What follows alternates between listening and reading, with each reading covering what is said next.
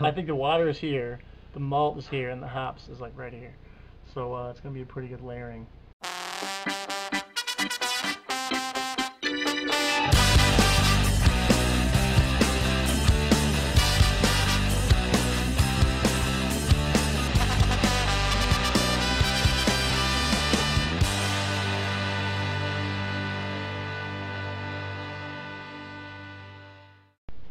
Guten Tag, viewers. Review That Brew here with a international beer review all the way from Germany. I'm here with my guest reviewer Derek, Guten Tag.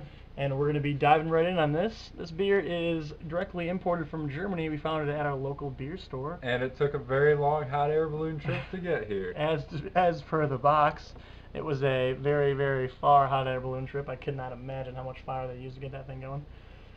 So let's just dive right in. Great mode of transportation, by the way. I'd say it's very fuel efficient. Yeah, very So, practical. first thing we're obviously going to talk about is the bottle. I'm going to let Derek take it away and give you a little synopsis about what the bottle's all about.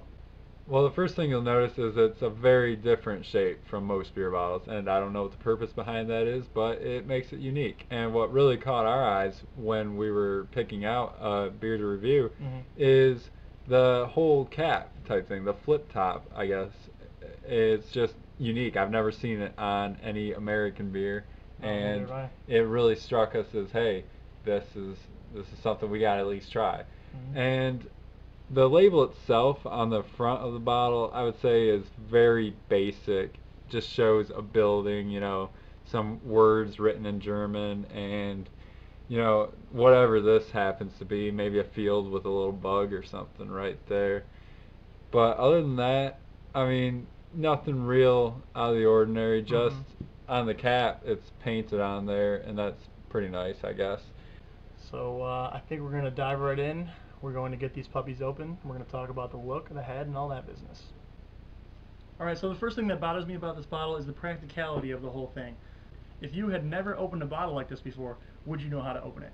And I'm going to figure that out right now. I have never seen one of these before, except maybe once or twice on the internet. I've never, held one in real life, so I'm going to rip up the label here.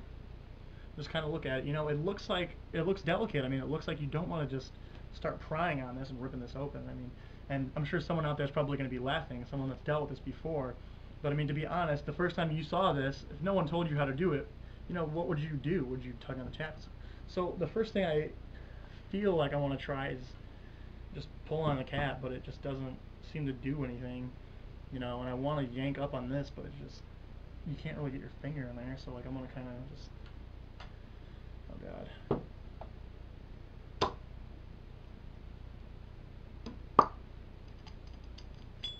Oh, look at that. I like the little spinning thing too. It's pretty good. Well, I've already ripped my label off, so that part's out of the way. And my first instinct when seeing this type of bottle was just to put my fingers under it and kind of pry it. So I guess we could try like that, see if that works. And it seems to. Oh, wait. There you go. You gotta pop it up and then pop it off. Alright, so now that we got these open, we're going to pour them out and we're going to talk about the head.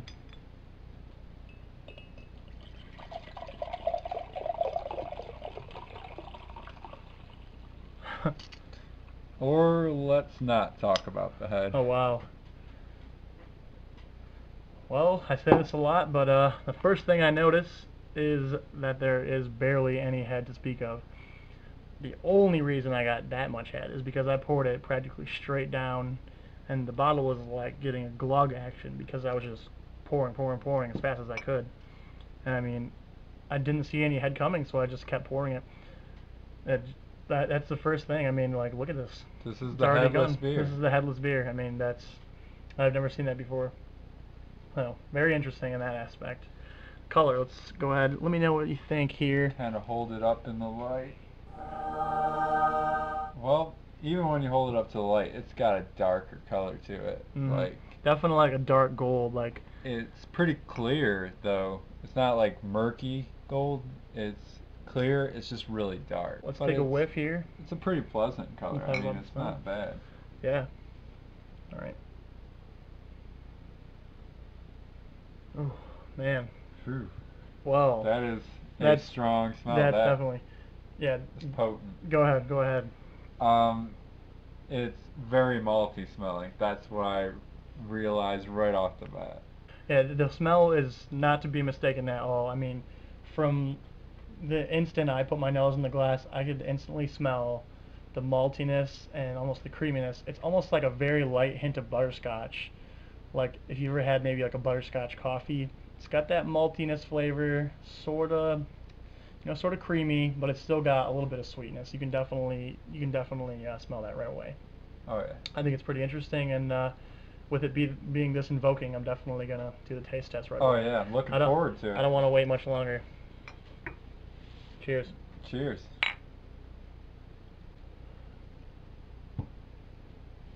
Oh man.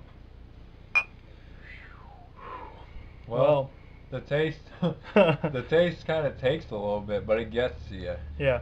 Oh yeah. And I can definitely right now. Finally, about 2 or 3 seconds later, you get that malty little bit of aftertaste on your syrupy tongue. taste on Hmm. your tongue. Yeah. Yep, it lingers pretty well, and I think I like that about this because you don't want a bad bitter taste lingering too long. This is very malty, pretty creamy, and the lingering of the flavor is desirable.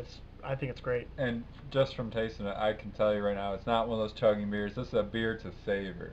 Alrighty, so overall, I feel like the beer is pretty good. Presentation is pretty moderate. I like the flip top, but again, I mean, it's nothing too unique. I'm sure it's been done before in plenty of other beers. I think the color is pretty great. It's nothing eye-popping or anything like that. It wouldn't stick out in a restaurant environment or anything like that, but it's definitely pretty nice looking. The head is pretty much non-existent, as we said. Smell, I like that, and I like the flavor a lot. I've never really had a malty beer like this, but I'm definitely going to say that it's about a 4 out of 5. I think that with the little amount of carbonation that it has for it, does wonders for the flavor, and I'm definitely going to have to drink this one again sometime. Alright, how about you? Well, I think that it's a great example of a beer that is nothing like what you can get in America. Like No. this shows us, it gives you a different feel for like what it would be like drinking beer over in Germany, and that's just a great thing in itself. To me, to drink beer that is foreign to me, I've never tasted a beer like this. So that's already putting it up there pretty good. But I have nothing really to compare it to because I've never drank any other German beers. And I think the taste though, it's easy to drink and the taste is good. It's very warm, very smooth tasting. So I say about 4.5 out of 5. Alright, so I'm just going to wrap this up by saying thanks for watching, and I hope you decide to try Schwelmer Bernstein sometime in the future. It's a great tasting beer. Or if you're feeling real adventurous, just go have one now, Alrighty, like I'm I'm going to going have to. myself one right now as well. Be sure to comment, rate, and subscribe, and thanks for watching.